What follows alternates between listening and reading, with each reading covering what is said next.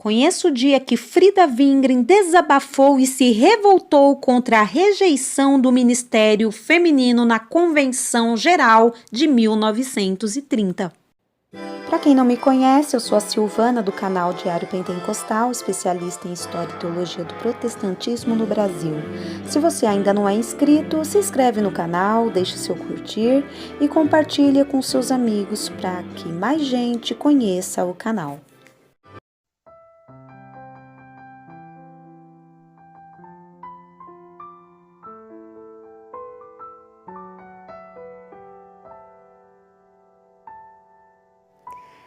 Mobilização é um movimento pertencente às guerras. É o ato de preparação das tropas para a luta. Vivemos em tempo de apreensões, guerras e revoluções. E em muitos países tem havido ultimamente tais movimentos.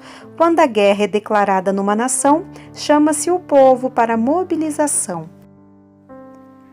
Deus também está mobilizando as suas tropas, ou, em outras palavras, chamando o seu povo para a atividade e luta pela causa santa do Evangelho.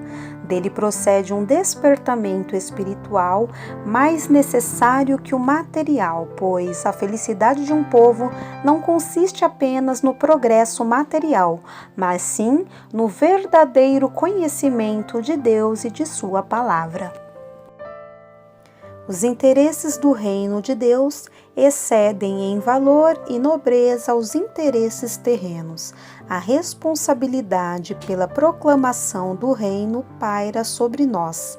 E o Rei Jesus espera que cada cidadão do reino cumpra com o seu dever, cada qual no seu lugar, no seu posto, executando o serviço que lhe foi entregue. A primeira vez que Deus mobilizou as suas tropas foi no dia do Pentecostes, quando o Espírito Santo foi derramado sobre os discípulos no cenáculo. Cumpriu-se então o que diz o Salmo 110:3. O teu povo oferece-se voluntariamente no dia do teu poder. Em trajes santos do seio da aurora, vem o orvalho dos teus jovens. O mandado do Mestre foi este: Ide por todo o mundo, pregue o evangelho a toda criatura. Mas os seus enviados necessitavam primeiramente entrar na câmara dos armamentos para serem revestidos de poder.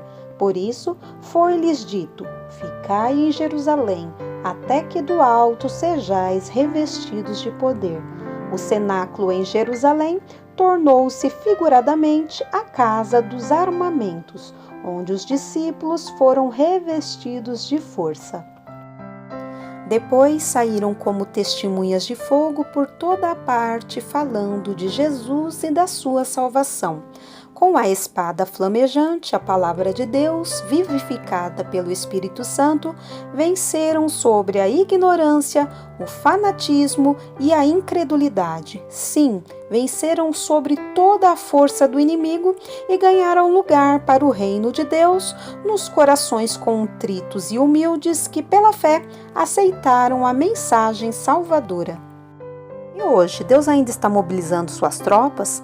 Sim, agora para o último combate que será travado antes da vinda de Jesus. A câmara dos armamentos ainda está aberta. Jesus está derramando o Espírito Santo sobre os seus servos e servas. É a última chamada. Necessitamos, por isso, despertar do sono da indiferença para atender ao apelo de Deus. Ah, diz alguém, não é preciso tanto alvoroço. Deus faz a sua obra quando e quando quer. Sim, é verdade, mas sabes também que se não te apressares ficarás atrás? O Senhor procura instrumentos que Ele possa usar agora. Ele não vai ficar esperando por alguns tímidos e orgulhosos que não se conformam com as condições nem com a sua direção, mas vai usar os humildes, os consagrados, que se apresentam voluntariamente. Quem tem um coração inteiro para o Senhor se apresente. O amor de Jesus nos constrange. Eis a força invisível que nos leva a pôr-nos a nós mesmos acima do altar em sacrifício santo e agradável a Deus, dizendo: Senhor, aqui estou, faz de mim o que tu queres. Não diga a ninguém, Eu sou tão fraco, nada sei, nada posso fazer. Lembra-te que o poder de Deus se manifesta na fraqueza, não na fraqueza que se chama pecado, mas naquela a que podemos chamar dependência inteira do Senhor. Esta faz-nos sedentos da graça e do poder de Deus. É a condição necessária para termos a cooperação do Senhor conosco no trabalho. Certo é que Deus daqui em diante vai fazer a sua obra com poder por aqueles que se humilharam verdadeiramente e que permitem o Espírito Santo os dirigir. Os tímidos, os orgulhosos e os sábios hão de ficar do lado. Como podes afirmar isto? Sim, porque está escrito que as águas que saem do santuário vão sempre crescendo, alargando-se e aprofundando. Certo é que Deus daqui em diante vai fazer a sua obra com poder por aqueles que se humilharam. Isto quer dizer que os que abrem seu ser para essas águas vivificadoras, isto é, os que vivem nas bênçãos da plenitude do Espírito Santo, hão de ser mais e mais abençoados, enquanto os que se afastaram da sua comunhão e cooperação se tornarão infrutíferos, como as águas paradas.